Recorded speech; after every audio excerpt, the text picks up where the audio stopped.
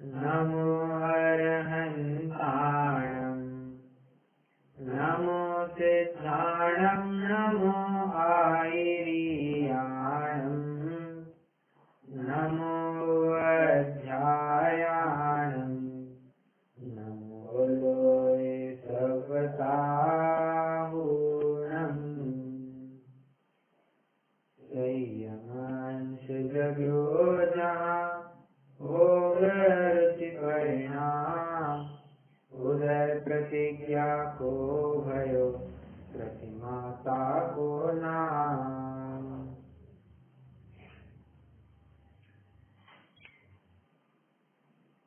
10 प्रतिमाओं की चर्चा होने के उपरांत अब हम 11वीं प्रतिमा में प्रवेश कर चुके हैं। 11वीं प्रतिमा के अंतर्गत हमने तो देखा जाए तो 3 ही विषय में प्रवेश कर दिया है। कुछ एक बिंदुओं के ऊपर चर्चा की थी, मैं समझता हूँ कि उनको पुनः एक बार दोहरा देता हूँ, पुनरावलोकन हो जाएगा और अपन अगले विषय में बढ़ जाएंगे। सबसे पहले तो 11वीं प्रतिमाधारी जीव के बारे में हमने अभिवादन की क्या प्रक्रिया होगी इसको लेकर के विशेष चर्चा की कि इनको इच्छामी इच्छा का क्यों करा जाएगा और वंदामी या वंदना नमोस्तु नमस्कार क्यों नहीं किया जाएगा। इसको लेकर के खूब सारे आधार देखे थे हमने, कई सारे मंगलाचरणों को भी देखा था, ग्रंथ के दाखिले भी लिए थे और ये सिद्ध करने की कोशिश की कि नमस्कार तो सिर्फ देवता गुरु नव देवता या इन्हीं को हुआ करता है, कंठ वर्णेशी को हुआ करता है। ये निष्कर्ष हमने निकाला था। असंजगम न वंदे, असंयमियों को नमस्कार नहीं हुआ करता। ठीक है, कल हमने फिर एक गाथा देखी थी अष्टपौध में से, जिसमें 3 प्रकार के लिंगों की चर्चा आई थी। एक तो जिनका लिंग भगवान का लिंग कहिए या भगवान समान ऐसे मुनिराज का भी लिंग कहिए, कोई दिक्कत नहीं है। दूसरा लिंग देखा था उत्कृष्ट सावयानम, उत्कृष्ट श्रावक का, और तीसरा लिंग देखा था अवरस्थित या फिर जघन्य पद में स्थित ऐसी आरिका माता जी का। ठीक है, तो 3 लिंग देखे थे और साथ ही साथ हमने आरिका माता जी के या फिर स्त्री मुक्ति का निषेध, स्त्री की दीक्षा या नग्नता क्यों नहीं हो सकती, इन सब बातों के ऊपर भी हमने चर्चा की थी। आज थोड़ा आगे बढ़ना है। आज हम रत्नाकर श्रावकाचार्य का जो श्लोक है आचार्य संबंध वज्र ने लिखा हुआ, आज हम उसकी चर्चा करेंगे। और आज थोड़ी सी हो सकती है शास्त्रीय चर्चा चले, थोड़ी टेक्निकल चर्चा चले, परंतु घबराइएगा नहीं क्योंकि ये चर्चा बहुत इंटरेस्टिंग रहेगी, मतलब आपको भी मजा आएगा। ठीक है, अगर आपके पास गाइड है तो गाइड ले सकते हैं। जैसे रत्नाकर श्रावकाचार्य है तो उसमें श्लोक क्रमांक 143 ले लीजिए।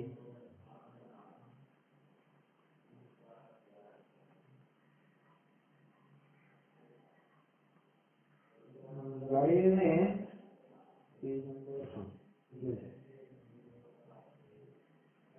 पेज नंबर 82 है। पहले गाथा पढ़ते हैं, अपना श्लोक पढ़ते हैं, उसके बाद पंडित बनारसी दास जी को भी पढ़ लेंगे। ग्रतो मुनिवन मित्वा गुरुपकंठे व्रतानि परिगृह्य धैर्यासनस्तपस्यन् कृष्णश्चेदखण्डधर। फिर एक बार फिर से पढ़ते हैं।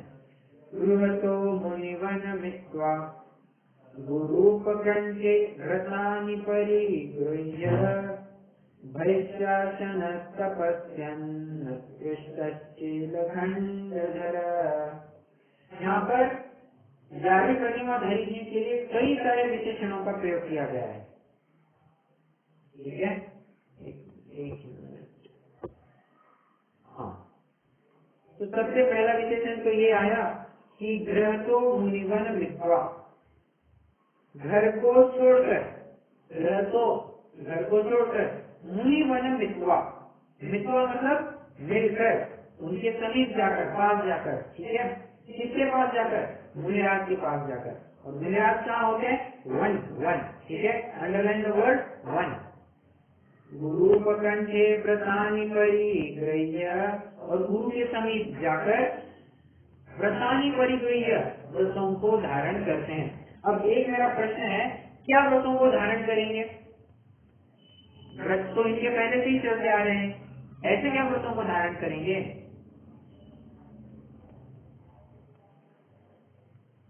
तो बता सकता है?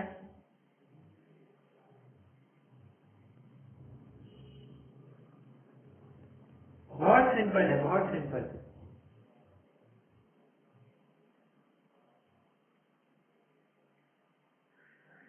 अरे इसी 11वीं प्रतिमा के व्रत धारण करेंगे, क्या बात है।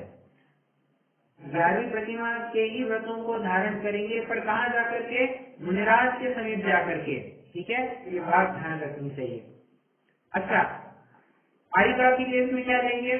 आरिका को भी मुनिराज ही दीक्षा देंगे क्या? प्रश्न है मेरा।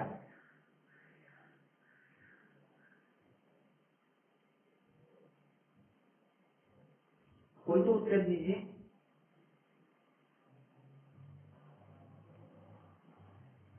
अरे आप सबका मौन व्रत है या वचन गुप्ती पालनी है?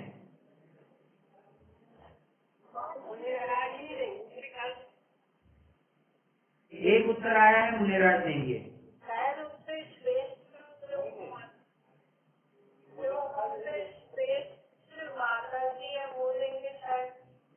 ओके, एक उत्तर आया है कि माता जी देंगी। ठीक है,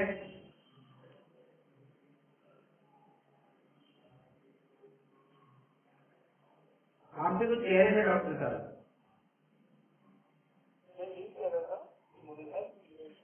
मुनिराज देंगे, ऐसा कहना है? आपकी आवाज क्लियर नहीं है।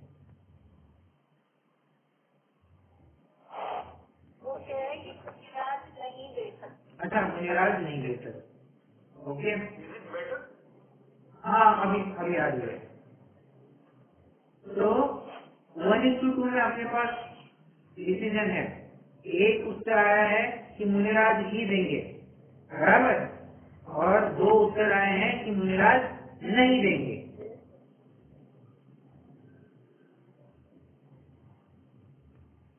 ठीक है, तो ध्यान रखना, कभी भी कोई भी व्यक्ति ऑपोजिट जेंडर को दीक्षा ले दे नहीं सकता है। ठीक है, तो आरिका दीक्षा लेनी है तो आरिका माता जी से ही ली जाएगी, और मुनि या फिर अलग दीक्षा लेनी है तो ये मुनिराज से ही ली जाएगी, अन्य किसी से भी नहीं ले जा सकती। आज एक प्रथा चल पड़ी है कि फलाने महाराज ने फलाने को, फलानी आरिका माता जी को दीक्षा दे दी, ये टोटली अनुचित है, आगम विरुद्ध है। यहाँ पर सीधे से ही शील का दोष लगता है, ब्रह्मचर्य में अतिचार लगेगा। अतिचार मतलब वो अनाचार वाला अतिचार लगेगा। ठीक है, चलिए, तो ये भी एक बात हो गई। गुरु कहकर के यहाँ पर अपने अपने जेंडर वाले लगा लेना। अब मुख्यतः पुरुष की अपेक्षा सही है।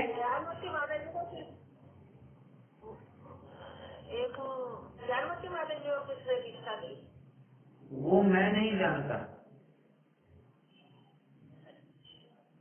ठीक है, परंतु देखिए, किसने किसको क्या किया, कैसे किया, हमें उससे कोई लेन देन नहीं है। हम तो यहाँ पर जो सत्य बात है उसको समझने के लिए आए हैं, फिर कोई कुछ भी करे। ठीक है, मुझे ऐसा लगा कि मतलब इसका मंत्र महाराज की पढ़ देती और मैं उस बारे में कुछ भी जानकारी नहीं रख रहा हूँ। I am totally not aware about it. But मैं क्या कहना चाह रहा हूँ कि आरिका दीक्षा लेनी है, आरिका माता जी से ही लेंगे, और मुनि दीक्षा लेनी है या अलग से अलग दीक्षा लेनी है, ये भी मुनिराज से ही ली जाएगी। ठीक है, गुरु कहा है मतलब अपने रिस्पेक्टिव जेंडर वाले गुरु लगा लेना, अन्य गुरु मत लगाना। ठीक है, गुरु पकड़ के इसका भी अर्थ मैंने खोला। तो देखिए, ये जो अर्थ कर रहा हूँ ना मैं, ये हो सकता है किसी पर मैं थोड़ा विस्तार कर जाऊँ, किसी पर थोड़ी कम चर्चा करूँ, क्योंकि क्या है, अब ये 11वीं प्रतिमा का तो ये 4-5 घंटे तो आराम से चलेगा, उसमें कई सारी बातें खुलकर आने वाली है, इसलिए हो सकता है मैं कहीं ज्यादा खुलासा ना भी करूँ, आने वाले प्रकरणों में वो हो ही जाएगा। ओके, आगे भैक्षासन तपस्यन उत्कृष्ट चेल खंडधरा, और भिक्षा वृत्ति से भोजन करते। भैक्षासन, भैक्षासन एक प्रश्न उपस्थित होता है। भैक्षासन ऐसा न लिख करके, भिक्षासन ऐसा न लिख करके भैक्षासन ऐसा थोड़ा कठिन शब्द क्यों लिखा? फिर से आखिर समझ आराम से लिख सकते थे, भिक्षासन तपस्यन ऐसा भी तो लिख सकते थे, परंतु ऐसा न कह करके भैक्षासन ऐसे शब्द का प्रयोग क्यों किया? कारण इसका इतना ही है, भैक्षासन कह करके समूह भोजी इस पद के ऊपर, इस शब्द के ऊपर वे ध्यान आकर्षित करना चाहते हैं। मतलब ये कि लस या यूं कहिए कि 11 प्रतिमाधारी जीव समूह में भोजन कर सकते हैं। ठीक है, ये एक अर्थ, मतलब ये महत्वपूर्ण शब्द है, इसके और इसके ऊपर अपन चर्चा करने वाले हैं। उत्कृष्ट चेल खंडधरा, उत्कृष्ट श्रावक है और कैसे है वे? चेल खंडधरा, एक वस्त्रधारी। ठीक है, यहाँ तक का सामान्य समझ में आया?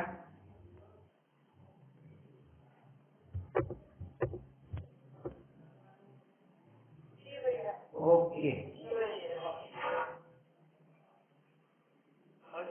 ओके ओके, एक मिनट।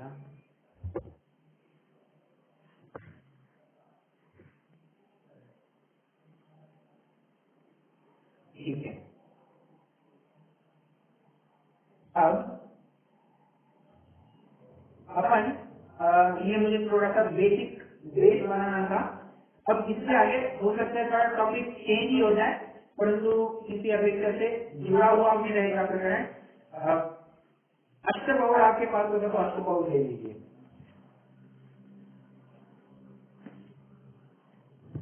अष्टबाहुल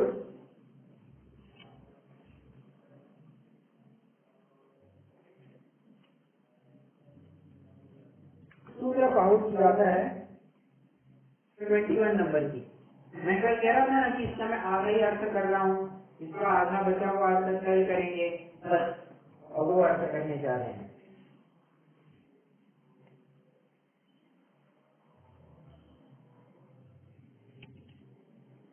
अच्छा, मुझे ये बताइए कितने जनों के पास अष्टबाहुल है सामने अभी?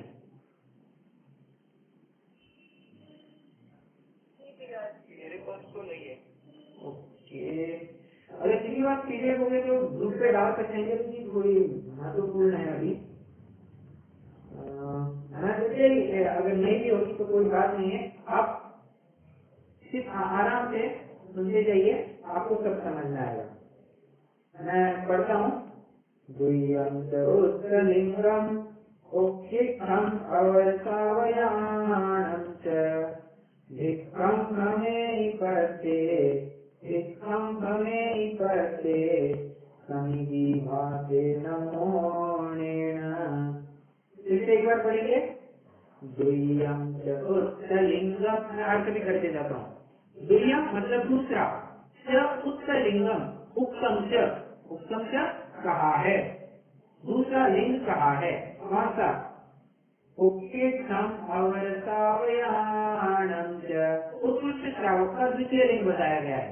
प्रथम लिंग किसका है? स्त्रीलिंग। प्रथम लिंग अष्टबाहुल में डैश का बताया है।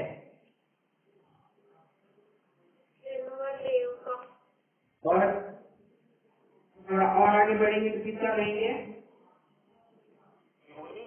करेक्ट, जिनवर देव अथवा मुनिराज, कैसे भी लिख सकते हैं। ठीक है, और दूसरा लिंग उत्कृष्ट श्रावक का, और तीसरा लिंग आरिका जी का। ठीक है, धिक्खं भ्रमेहि परते समिति भासेन मोनेन। अब थोड़ा सा झटका लगना चालू हो जाएगा। धिक्खं भ्रमेहि परते, धिक्खम भिक्षा लेकर के, भिक्षा के लिए भ्रमण करते हैं। भिक्षा अर्थ क्या किया है? भ्रमण करके भिक्षा द्वारा भोजन करे, और कैसे करे? पत्ते, पत्ते मतलब पत्रे, पात्रे। ठीक है, पात्र में लेकर के भोजन करे।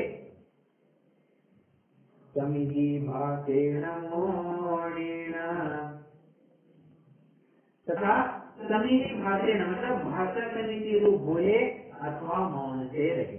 ठीक है, दो बातें कही है, या तो भाषा समिति से या तो मौन रह करके। ठीक है, चलिए अब हो सकता है 10-15 मिनट के लिए अपन अच्छा बोर्ड को बाजू में रखे। अब थोड़ी सी चर्चा करनी है हमें। क्या बात कह रहे हैं, जो उत्कृष्ट श्रावक है वो आहार के लिए कैसे निकलेगा, कह रहे हैं या तो भाषा समिति पूर्वक या मौन पूर्वक। ठीक है, तो इसका क्या मतलब हुआ, या तो भाषा समिति या तो मौन पूर्वक। तो इसमें परवर्ती विद्वानों ने ऐसा अर्थ किया हुआ है कि जो क्षुल्लक है वे भाषा समिति से निकलते हैं और जो ऐलक है वे मौन धारण करके निकलते हैं। वैसे मुझे बताइए, मुनिराज किस प्रकार से भोजन करने निकलते हैं, भाषा समिति पूर्वक या मौन पूर्वक? मौन पूर्वक।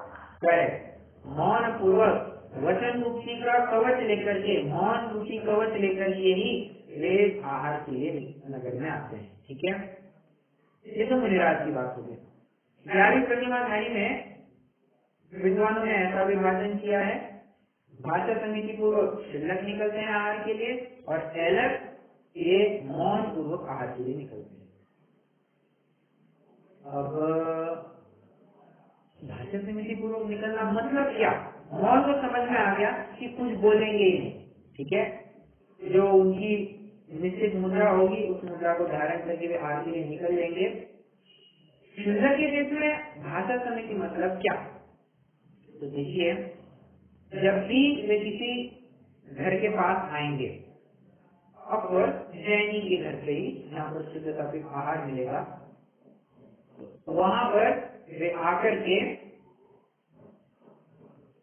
कुछ शब्द कहेंगे, जैसे धर्मलाभ, अभयदान, ऐसे कुछ शब्दों का उच्चारण करेंगे या फिर उनको कहेंगे ताकि सामने वाले गृहस्थ को समझ में आए कि हाँ, अपने यहाँ पर क्षुल्लक महाराज जी पधारे हैं और उनको आहार की जरूरत है, वे भोजन करना चाहते हैं। ठीक है, ऐसा वे संकेत करेंगे।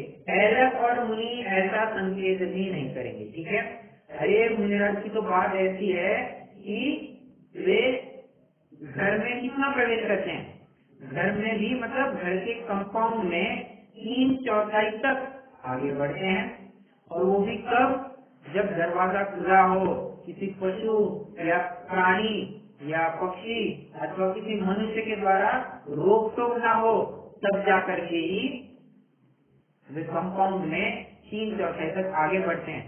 और कितने काल के लिए रुकते हैं, जिन्हें कुछ चंद सेकंड के लिए रुकते होंगे वहां पर, अनुमान से मैं बात करता हूँ, अनुमान से 10 से 15, बहुत से बहुत 20 सेकंड रुकते होंगे। बहुत हो गया, नहीं कोई आया, यू टर्न।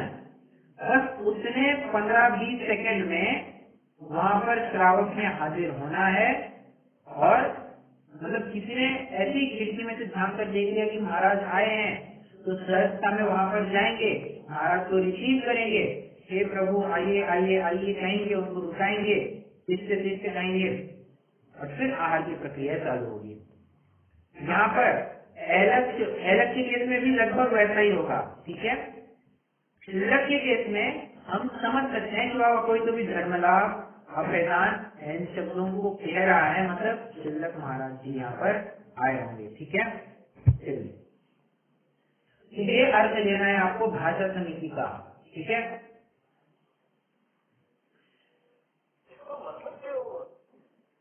क्या जो बोल रहे हैं इसका मतलब क्या हुआ? धर्म, देखिए, धर्मलाभ मतलब आप मुझे आहार दान करा के मुझे धर्म से लाभान्वित कराए।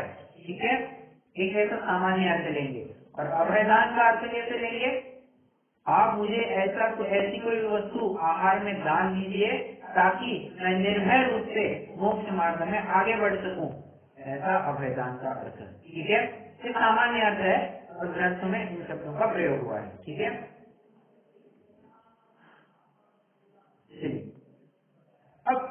जाते जाते एक और बात मैं वैसे ही कह देना चाहता हूँ कि वैसे प्रकृति इतना जुड़ा हुआ नहीं है, बट ठीक है, ले सकते हैं। आज एक परंपरा चल पड़ी है, क्या? ऐलक हो, क्षुल्लक हो, मुनि हो, आरिका हो, क्षुल्लिका हो, कोई भी हो, द्वारा परीक्षण की एक पद्धति अब चालू हो गई है। परंतु ये जो पद्धति चालू की गई है, ये टोटली यह दर्शाती है कि हमारा भोजन उद्दिष्ट है। वैसे कोई मुझे बोलेगा कि उद्दिष्ट भोजन के दायरे में कैसे जाएगा? क्या चालू हो गया अभी? द्वारा प्रेक्षण मतलब दरवाजे पर खड़े रह करके किसी योग्य पात्र की राह देखना।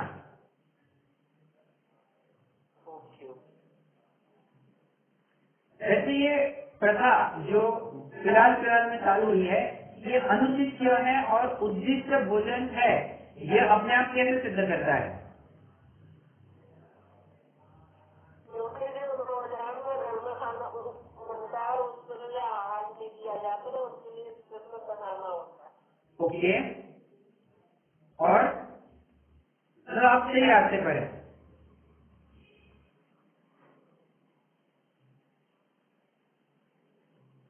स्पेशल बनाया होगा, और मुझे बताइए 5-5, 6-6 लोग अपना सब काम धंधा छोड़ करके, उनको कैसे पता कि इसी समय में मुनि, ऐलक, क्षुल्लक, आरिका, क्षुल्लिका आने वाले हैं? उनको कैसे पता? जब उन्हें पता होगा तभी तो बाहर आकर के खड़े होंगे, बराबर। और जब पता है तो उनके निमित्त से भोजन बना होगा, सिंपल। बस यही बात होती है कि इसे द्वारा परीक्षण आज से किया जाता है, ये टोटली गलत है। हाँ, मैं ये नहीं कह रहा हूँ कि ऐसा कोइंसिडेंस हो ही नहीं सकता कि मैं दरवाजे पर वैसे ही खड़ा था और उसने में महाराज आ गए, तो ये एक जेन्युइन केस भी हो सकता है, परंतु मैं वर्तमान परिप्रेक्ष्य में बात कर रहा हूँ, ठीक है। वर्तमान परिप्रेक्ष्य में तो ये सीधे से ही उद्देश्य के दायरे में चला जाएगा। ओके, ठीक है। अब आइए अपने प्रकरण में। प्रकरण ये अपना चल रहा था, भोजन कैसे ग्रहण करेंगे, ठीक है। तो मौन पूर्वक या भाषा समिति पूर्वक ये तो अपन ने देख लिया। अब अंदर बुलाएंगे तो क्या नवदा भक्ति इनकी की जाएगी? ऐलक क्षुल्लक की नवदा भक्ति की जाएगी क्या? तो कह रहे नहीं, ऐलक क्षुल्लक की मुनिराज समान नवदा भक्ति तो संभव ही नहीं है। तो क्या इनसे कोई भक्ति भाव से कोई भोजन कराएगा ही नहीं क्या?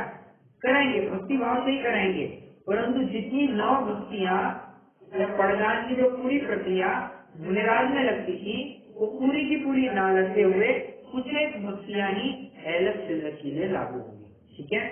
वो 9 भक्तियां क्या है, कौन सी है? आइए हम थोड़ा रत्नगंज श्रावकाचार्य में गाथा नंबर श्लोक नंबर 113 में देखते हैं।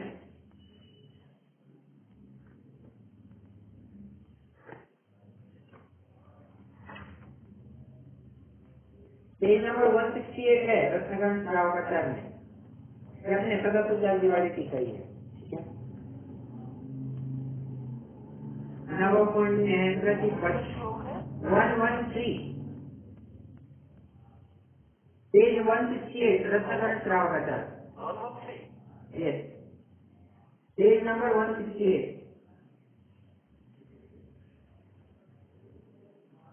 पढ़ता हूँ मैं। नव पुण्य प्रतिपत्ति सप्तगुण समाहितेन च धेन अपसूनारम्भाणाम् आर्याणामिष्यते दानम्।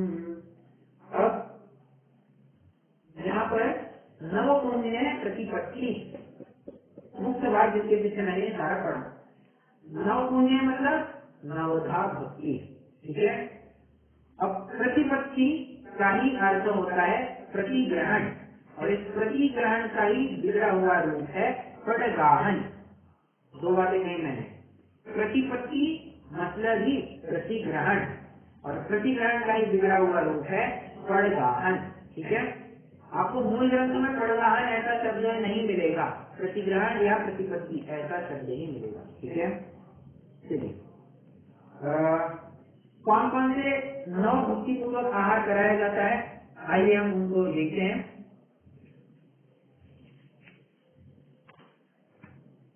संग्रह, उच्च स्थान, पादोदक, अर्चन, पेज नंबर 169 पर दिया हुआ है सब। संग्रह, उच्च स्थान, पादोदक, अर्चन, प्रणाम, मन शुद्धि, वचन शुद्धि, काय शुद्धि, भोजन शुद्धि। ठीक है, ये तो मुनिराज के लिए हो गया। ठीक है, संग्रह मतलब क्या? हे स्वामी, शिष्य शिष्य शिष्य, आइए आइए आइए, ऐसा उनको बुलाना। हम करते हैं ना मेहमानों को, आइए आइए, पधारिए, बैठिए, रुकिए, ऐसा करते हैं या नहीं करते हैं? ये हो गया संग्रह। संग्रह मतलब टू रिसीव, टू रिसीव। ठीक है, रिसीव द गेस्ट, राइट। तो रिसीव करने के बाद क्या करना? उसके स्थान पर बिठाना। उसके स्थान पर बिठाने के बाद पादोदक, उनका पाद प्रक्षालन होना। पाद उदक, उदक मतलब जल। अर्चन मतलब पूजा। पूजा मतलब 8 द्रव्य से पूजा ऐसा नहीं, बट एक क्या कहना चाहिए, एक भक्ति भाव प्रकट करना, व्यक्त करना, वो अर्चन में जाएगा, पूजा में जाएगा। प्रणाम अर्थात नमस्कार, मन शुद्धि, वचन शुद्धि, काय शुद्धि, भोजन शुद्धि। ठीक है, अब मुनिराज के लिए तो सबके सब लगेंगे। प्रश्न है मेरा, शिल्लक के लिए इनमें से कौन कौन से नहीं लगेंगे? नहीं लगेंगे। हाँ,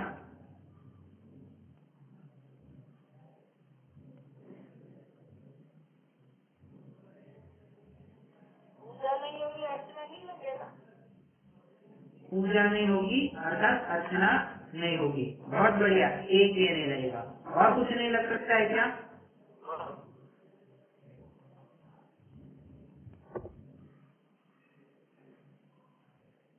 प्रणाम भी नहीं लगेगा। प्रणाम के ऊपर मैं आता हूँ, प्रणाम की बात करता हूँ मैं। पाद प्रक्षालन या पादोदक, यह भी नहीं लगेगा। ठीक है, और प्रणाम कैसे लगेगा? प्रणाम में साष्टांग नमस्कार नहीं जाएगा, पंचांग नमस्कार जाएगा। ठीक है, फिर से प्रणाम लिखिए, अर्चन और पादोदक ये तो लगेंगे ही नहीं, ये तो टोटली डिस्क्वालीफाई हो गए। प्रणाम भी थोड़ी से बदलाव के साथ लागू होगा। कैसे बदलाव के साथ? देव शास्त्र गुरु को, मुनिराज को हम अष्टांग नमस्कार करते थे, साष्टांग नमस्कार। प्रणाम यहाँ पर शिल्लकों को या फिर 11वीं प्रतिमाधारी जीव को पंचांग नमस्कार करेंगे। पंचांग नमस्कार में क्या आता है? 2 हाथ, 2 पैर, नितंब, इतना कवर हो जाता है। छाती, छाती मतलब हृदय, पीठ और सिर, ये कभी भी इन्वॉल्व नहीं होते। ठीक है, चलिए पंचांग नमस्कार होगा। तो वैसे ये नहीं होता ना, कैसे जमीन को टच करेंगे? क्या कहा? देने वाला शास्त्र नमस्कार कैसे कर सकता है? क्यों नहीं कर सकता? मुनि की बात कर रहे हैं ना, मुनि की बात कर रहे हैं। हाँ, मुनि के भी क्योंकि इधर आ लेते तो मतलब खड़े होकर ही आवाज नहीं आ रही बराबर।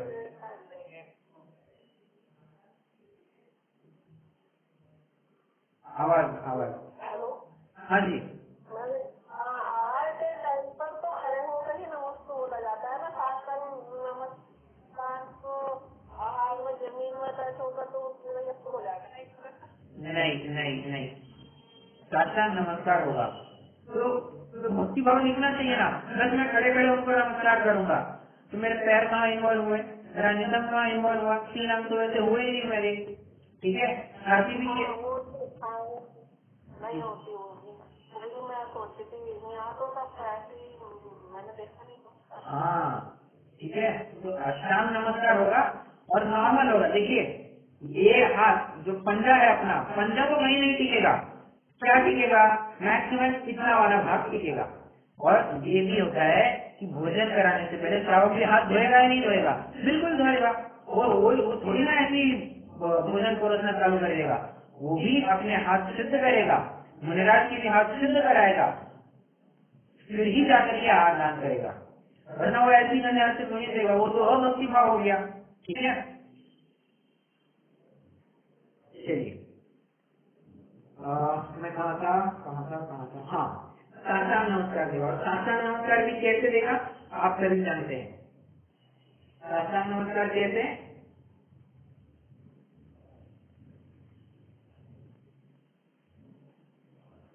दंडवत या गवासन में?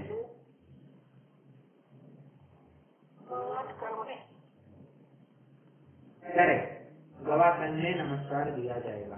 दंडवत ये कभी भी संभव या फिर आगमोक्त नहीं है, आगम इसकी सम्मति नहीं देता है, ठीक है। अच्छा, गवासन इसलिए क्यों? क्योंकि जितने भी शाकाहारी प्राणी होते हैं वे बराबर अपने दो पैर, आगे के दो पैर पीछे लेकर के बैठते हैं, और जितने भी मांसाहारी पशु होते हैं आप ऑब्जर्व करना, वे सभी के सभी अपने आगे के दो पैर आगे की तरफ पॉइंट करते हैं। ये कभी आपने शेर का, बिल्ली का, कुत्ते का चित्र देखा होगा तो आप पाएंगे कि उनके आगे के दो पैर आगे की तरफ पॉइंटिंग होते हैं, ना कि पीछे की तरफ लिए जाते हैं, ठीक है। गाय आप देखेंगे तो गाय दो पैर पीछे ले लेती है। चलिए, तो कौन सी भक्तियां अलग 11वीं प्रतिमाधारी जी को लगेंगी, इसकी भी चर्चा अपनी हो गई। अब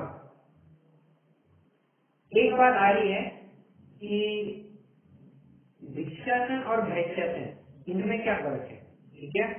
भिक्षासन और भैक्षासन इनमें क्या फर्क रहा?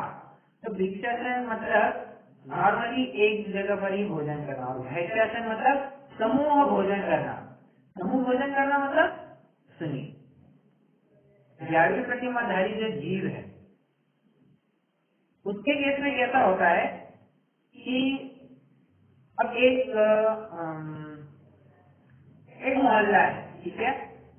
वो मोहल्ला पूरा जैनियों का ही है, और उस एक मोहल्ले का जो एक हिस्सा है उसमें लगातार 5 घर है। फिर एक क्या गली आती है, गली के बाद दूसरा रेंज चालू होता है। तो मैंने कहा कि 3 घर लगकर है। अब 11वीं प्रतिमाधारी जी क्या कर सकता है? पहले घर में गया, वहां से कुछ भोजन लिया, फिर दूसरे घर, उसको लगा कि नहीं यार कम पड़ रहा है, कम पड़ सकता है, फिर दूसरे घर में गए, वहां से कुछ भोजन लिया, उनको लगा नहीं ये भी कम पड़ रहा है, तीसरे घर में गए, तीसरे घर में भी लगा उनको कम पड़ रहा है, तो चौथे घर में गए, और चौथे घर में मान लीजिए चलिए उन्होंने कुछ नहीं दिया और उनको लगता है कि बस अभी आप अपन को आगे नहीं जाना है, तो फिर वहीं पर जो वहाँ उन्होंने भोजन इकट्ठा किया था वे भोजन वहीं पर कर लेंगे, और पानी वगैरह तो सामने वाला ऑफर करता ही है, पानी की कोई बात है नहीं। तो इस प्रकार से 11वीं प्रतिमाधारी जीव अपना भोजन करता है। एक प्रश्न उपस्थित होगा, यहाँ पर 11वीं प्रतिमाधारी जीव कितने घरों तक जा सकता है? अच्छा मुझे ये बताइए, मुनिराज कितने घरों तक जा सकते हैं? फिर अपन 11वीं प्रतिमाधारी की बात करें।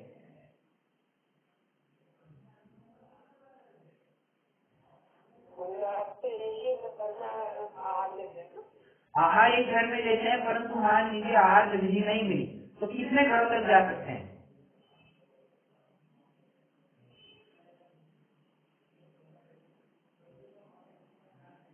बोलिए, बहुत आसान है।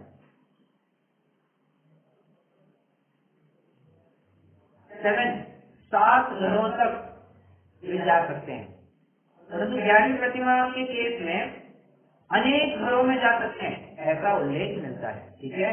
11वीं प्रतिमा के लिए क्या उल्लेख मिलता है? अनेक घरों में जा सकते हैं, ठीक है। चलिए, समझ में नहीं आई। हाँ, तो सुल्लभ तो बर्तन में ले रहा है, हाँ, भी ऐसे कैसे कनेक्ट करेगा 4-5 घर में जाके? आपका मतलब, आपका ये कहना है कि एलस हाथ में भोजन करते हैं इसलिए ना? हाँ, इसलिए मैं, good question, good question. I am coming towards the same topic. एक 2 मिनट दीजिए, मैं उसको भी कवर कर लूंगा, ठीक है। प्रायः ये माना जाता है कि एलक करपात्री होते हैं और शिल्लक हाथ में कटोरा या कोई धातु का बर्तन लेकर के उसमें भोजन करते हैं, ठीक है। परंतु परंतु परंतु मुझे बताइए, एलक और शिल्लक ये अलग अलग प्रतिमाएं हैं या एक प्रतिमा है?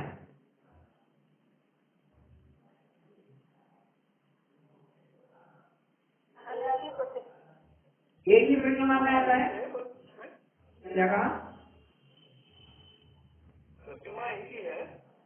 सुनिए मुझे सिर्फ नहीं अग्री मुझे तो सिर्फ इतना जानना है, अलग अलग प्रतिमा है या एक प्रतिमा है? I want answer only for this question. एक ही प्रतिमा है, ओके। अब आइए अपने अष्टपहु में फिर से आइए। अब मैं अष्टपहु की वो गाथा फिर से पढ़ता हूँ। उत्तलिंगम ओके कम अवरसावयानम तो कम हमें पते समिधि भाषे नमो। क्या लिख रहे हैं स्पष्ट रूप से? हम हमें पते जो पात्र लेकर के भोजन करते हैं। आचार्य कुंद स्वयं लिख रहे हैं 2000 साल पूर्व। क्या हम हमें पते भिक्षा से भोजन करेंगे, परंतु पात्र में लेकर के भोजन करेंगे। अब अपन को बहुत दिक्कत खड़ी होगी। ऐसे कैसे? ऐलक का तो कर पात्र कहा है, शिलक का पात्र में भोजन कहा है, और आचार्य कुंद स्वयं कह रहे हैं कि नहीं, धातु का जो पात्र होगा, जो पात्र उनके पास होगा, उसमें वे भोजन करेंगे। क्या बात सही माने, क्या बात नहीं? अब मैं आपके सामने एक नया कंसेप्ट उद्घाटित करता हूँ। बात ऐसी है, ये ऐलक और शिलक, ये ऐसे दो भेद अभी अभी के विद्वानों में, अभी अभी के ग्रंथों में मिलेगा। अब प्राचीन कोई भी ग्रंथ उठाइए, वहां पर आपको 11वीं प्रतिमाधारी के लिए सिर्फ एक नाम मिलेगा, शिलक। कंफ्यूजन और बढ़ने लग गया। मैं फिर से बताता हूँ, फिर से। पहले के ग्रंथों में ऐलक शिलक ऐसे भेद ही नहीं हुआ करते थे। 11वीं प्रतिमाधारी को एक नाम, शिलक।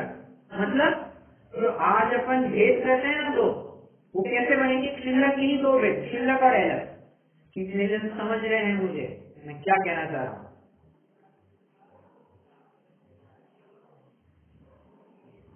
कितने जनों को यहाँ तक तो भी समझ में आया?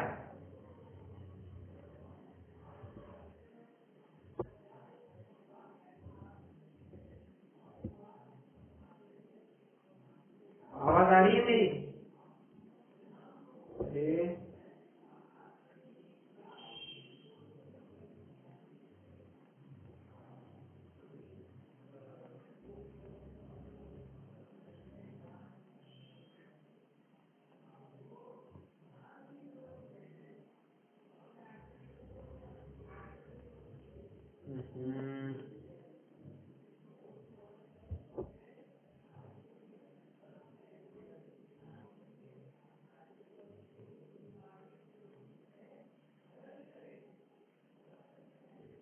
आवाज आ रही है मेरी?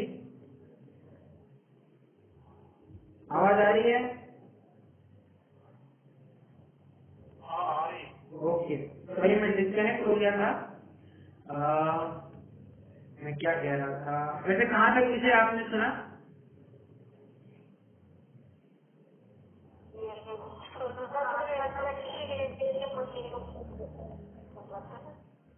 फिर से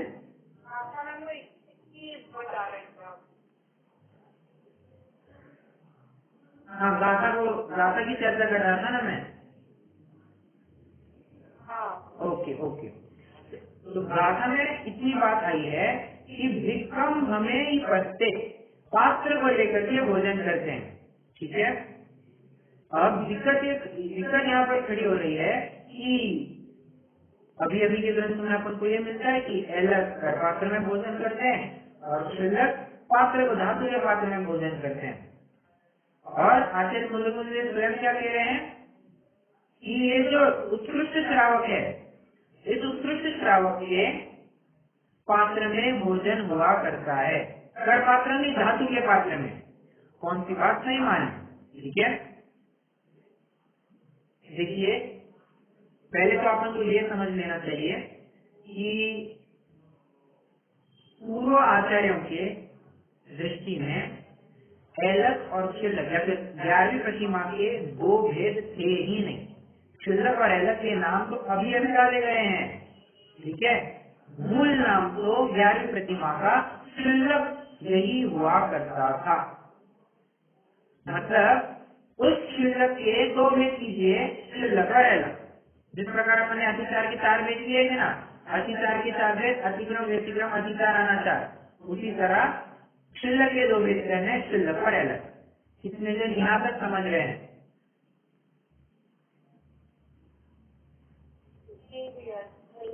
ओके, ठीक है। तो कौन सी बात नहीं मानी?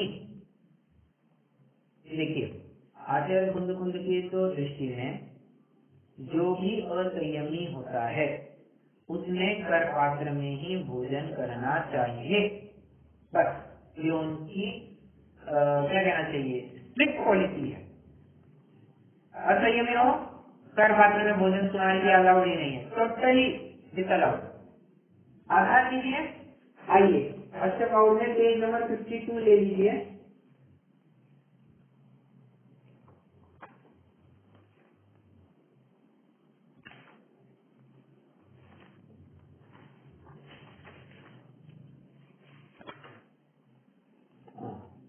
गाथा नंबर 7 है सूत्र पाउड की, ठीक है। अच्छा, ये जो पिछली गाथा पढ़ी अपन ने वो दर्शन पाउड की थी, अब सूत्र पाउड की 7वीं गाथा कह रहे हैं। तो तत्थ पाव, तो तत्थ परविनक्तो निष्ठा विद्धि उतो मुने यवो छेड़े विनमायवम पाणिपट्टम सचेलस्स।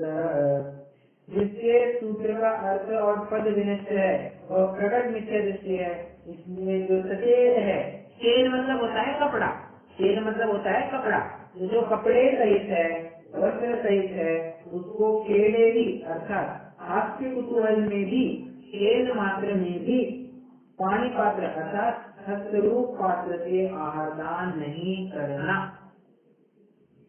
ये बहुत बहुत बहुत जबरदस्त आधार है, ठीक है।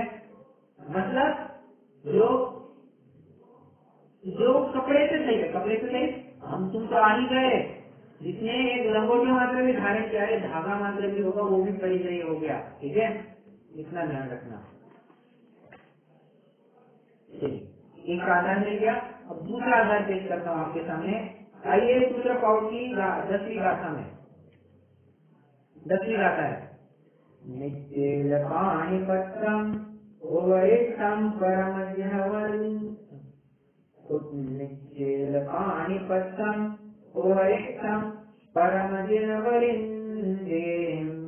एको विमुक्तमग्गो देशाय समग्रया सव्ये। निश्चय अर्थात वस्त्र रहित दिगंबर मुद्रा स्वरूप और पानी पात्र अर्थात हाथ रूपी पात्र में खड़े खड़े आहार करना, इस प्रकार एक अद्वितीय मोक्ष मार्ग से संकल्प, इसके सिवाय अन्य रीति सब अमार्ग है। इसके लिए ये सिर्फ मुनिराज की बात चल रही है। और देखिए एक बात ध्यान रखना, जब भी नया कदम आता है तो उसमें और एडिशनल क्या होगा, बात यही बताई जाती है। जब अपन चौथी कक्षा में जाते हैं या फिर क्या कहिए, हाँ, पहली से दूसरी कक्षा में जाते हैं तो 1 + 1 = 2 ये फिर से नहीं पढ़ाया जाएगा, जो एडिशनल बात होगी वही बताई जाएगी। उसी प्रकार जैसे ही अपन अगले पद में स्थित होने वाले होते हैं तो यहाँ पर नया क्या होगा, उस नए की बात होगी। अब तक क्या चलता आ रहा था उसका कोई जिक्र नहीं किया जाएगा, ठीक है। उसी प्रकार मुनि का स्वरूप चल रहा है, उसमें उन्होंने एक स्पेशली बात हाईलाइट की है, क्या, पाणिपट्टम, पानी पात्र, पानी रूपी पात्र में भोजन करना, ठीक है। चलिए, ये भी एक दूसरा आधार मैंने आपके सामने रखा। अब तीसरा आधार है गाथा नंबर 17 अष्टपाव सूत्र पाउड की।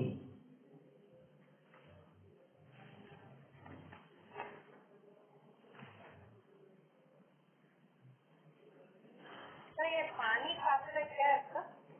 आते हैं उसके ऊपर भी चर्चा करनी है मुझे, पानी पात्र के ऊपर।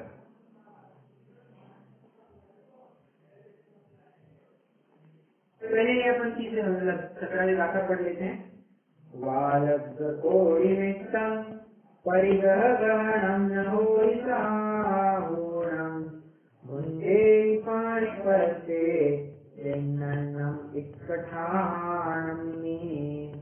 क्या कह रहे हैं? पानी पात्र आहार मेरा भी लेते हैं, ठीक है।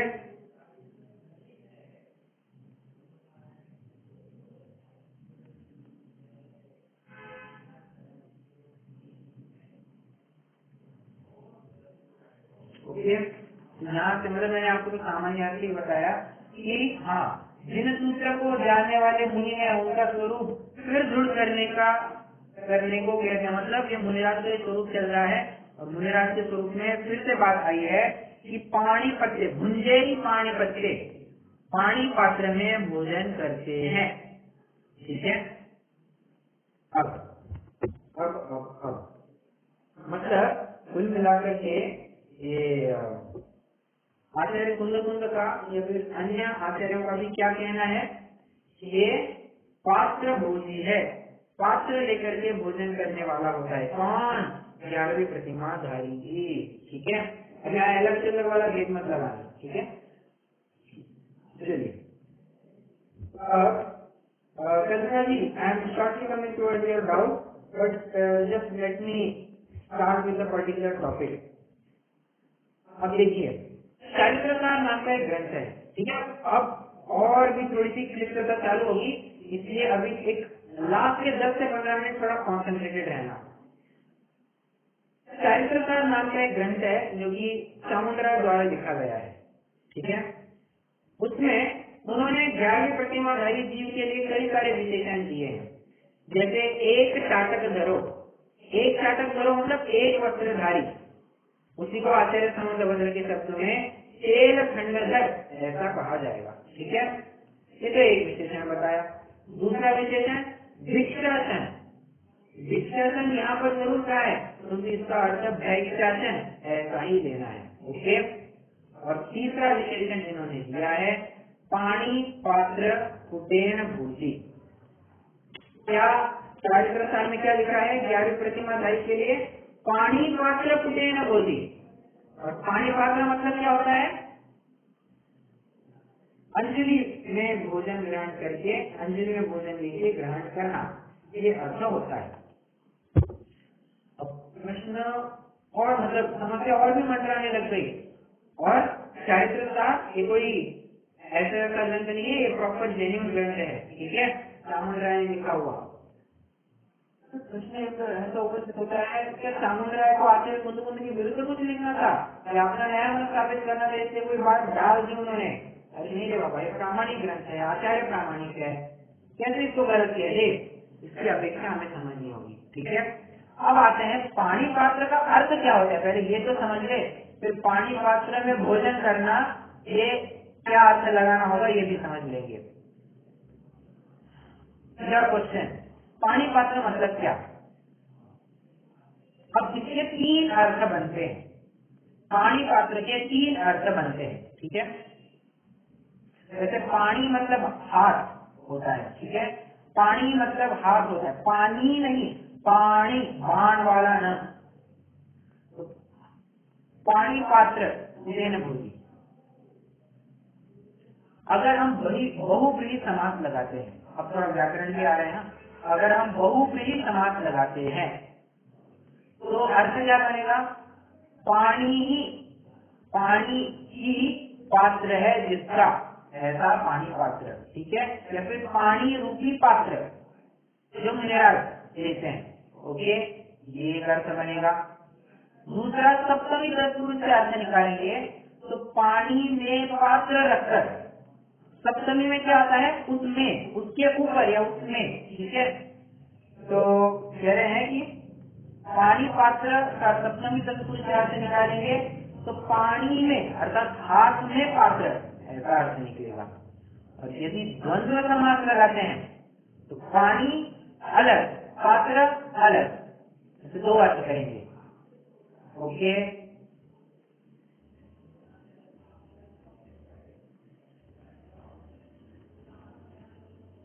समझा या नहीं समझा? जी भैया जी। ओके,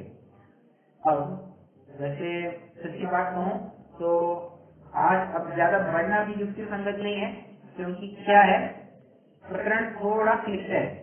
मैंने कहा कि 10-15 मिनट रुकना पड़ेगा, बट स्टिल मैं थोड़ा जल्दी छोड़ देता हूँ। इसलिए क्या है, ये प्रकरण है थोड़ा क्लिष्ट है, समझने के लिए थोड़ा समय लगेगा। इसलिए मैं समझता हूँ कि कल के दिन में अपन ये टॉपिक कवर कर देंगे। आज के लिए कोई प्रश्न हो तो जरूर पूछ सकते हैं। Yes, you may say that.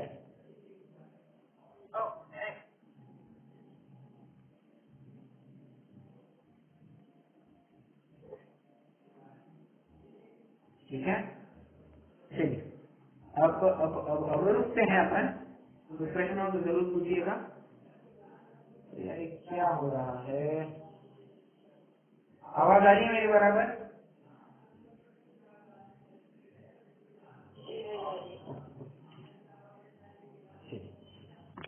करेंगे।